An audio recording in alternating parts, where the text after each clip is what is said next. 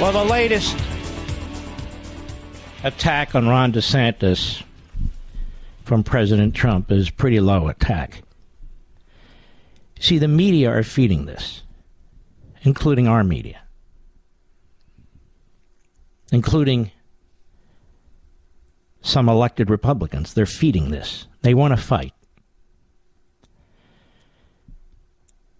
So when you have the New York Post coming out with the cover that it came out with, enthusiastically promoting Ron DeSantis and then eviscerating Donald Trump, they know what they're doing. And the other media and the other channels, and even Biden.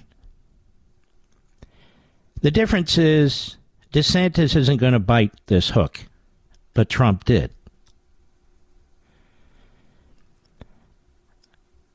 I'm very disappointed in this.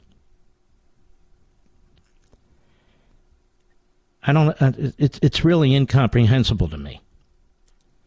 We want successful conservatives. Very successful conservatives. And the way you could handle something like this, if you're an ex-president, is to bring somebody under your umbrella. And I'm not speaking from knowledge of what either of these guys are thinking. But the attacks, what you're concerned about and what I'm concerned about, the attacks will pave the way for the Democrats in 2024. Isn't that what you're worried about, Mr. Producer? That's what I'm worried about. So when the media, including conservatives, keep lighting a fire, Trump, Trump, Trump, he's the bad guy, he swings back. He attacks. That's what he does. And to blame this last election, however you feel about the outcome, on Trump is wrong. But the rhinos know what they're doing too. Many of them want to run for president. They know exactly what they're doing, and they're all over the media. But that does not sanction, in my view, or justify any of this. I'll read you part of this.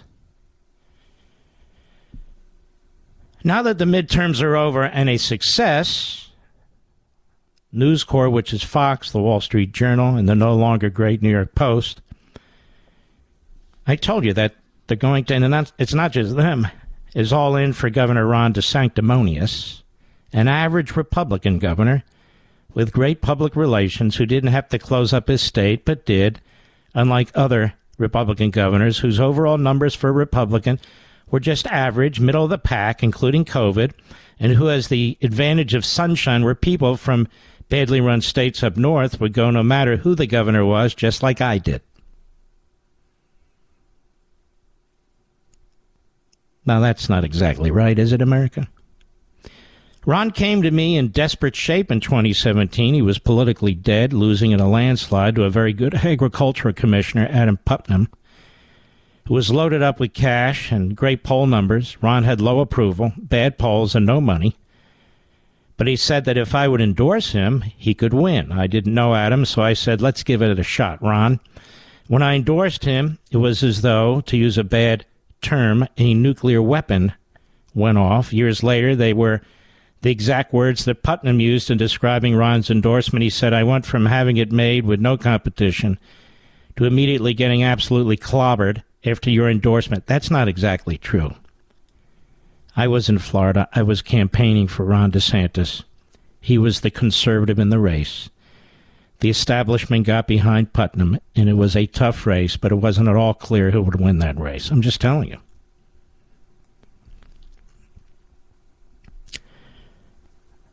I then got Ron by the star of the Democrat Party, Andrew Gillum, who was later revealed to be a crackhead, writes Trump, but having two massive rallies with tens of thousands of people at each one. I also fixed his campaign, which had been completely falling apart. I was all in for Ron, and he beat Gillum. But after the race, when votes were being stolen by the corrupt election process in Broward County, and Ron was going down 10,000 votes a day, along with now Senator Rick Scott. I sent in the FBI and the U.S. attorneys. Really? And the ballot theft immediately ended just prior to them running out of votes necessary to win. I stopped this election from being stolen. And now Ron DeSanctimonious is playing games. The fake news asks him if he's going to run if President Trump runs, and he says, I'm only focused on the governor's race. I'm not looking into the future. Well, in terms of loyalty and class, that's really not the right answer.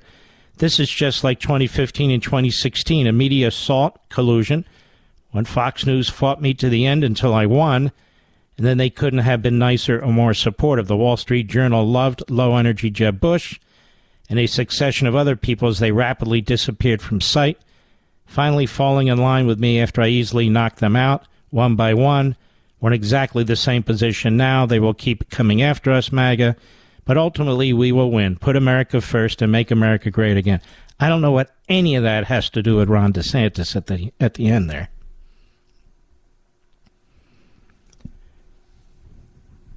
What do you think about that, Rich?